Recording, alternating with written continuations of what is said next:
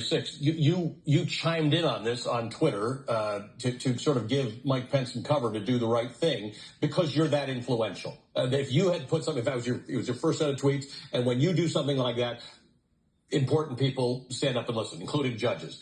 Judge Graber urged Americans to hold on for just a little longer. What do the rest of us who are not judges and lawyers do to support everything you've just described about heroic judges and jurists? There is nothing as a practical or political matter that the American people can do until or unless the Supreme Court of the United States begins to address what's going on in America today. I don't expect the Supreme Court to do that, Ali.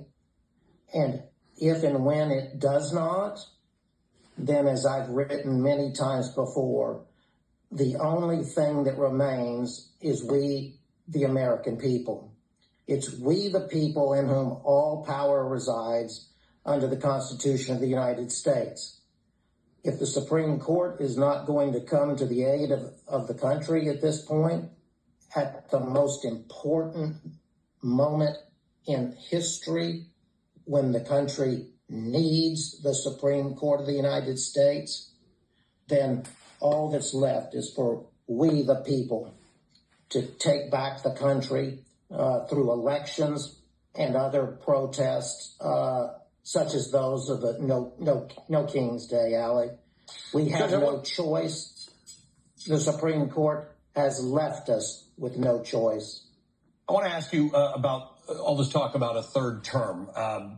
Clearly, the 22nd Amendment is a pretty clear amendment. That said, do you take it seriously when Bannon and those folks talk about the fact that Donald Trump will be the president in after the elections of 2028? Well, Ali, as you know, up until the day that the Atlantic released my article, there had never been any suggestion, to my knowledge, by either the president or Mr. Bannon, that the 22nd Amendment limited the president to the two terms or to the two elections to the office of president that he's been elected to.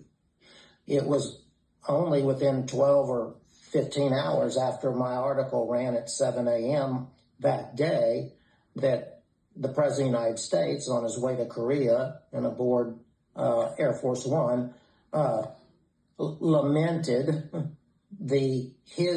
what he reads that the 22nd Amendment prevents him from running for election again. Do I think that would stop him? No, not at all. As between the President of the United States and Steve Bannon on this issue, I would believe Steve Bannon in an instant.